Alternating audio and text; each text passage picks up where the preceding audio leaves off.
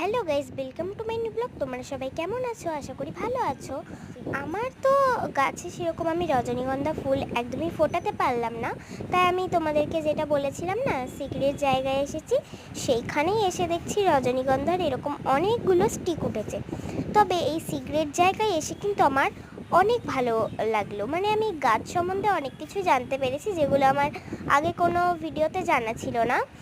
আর গোলাপ গাছের ডাল থেকে কাটিং এর সহজ উপায়ও কিন্তু আমি এখান থেকে জেনেছি। আর ড্রাগন গাছের কিভাবে পরিচর্যা করতে হয় ডাল থেকে সহজ উপায়ে, এটারও কিভাবে কাটিং করতে হয় সেটাও কিন্তু আমি খুব সহজেই শিখে গেছি।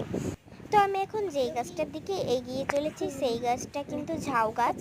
এর আগে আমি এই ফুলগুলো দেখেছি, তবে অতটাও খেয়াল করিনি। তবে আজকে এই সিগারেট জায়গায় এসে এটার ব্যাপারে আমি একটু খেয়াল করলাম। তো এর ভেতরে কি বীজ থাকে অবশ্যই জানিও। আজকের মতো এখানেই দেখা হবে অন্য ভিডিওতে। বাই।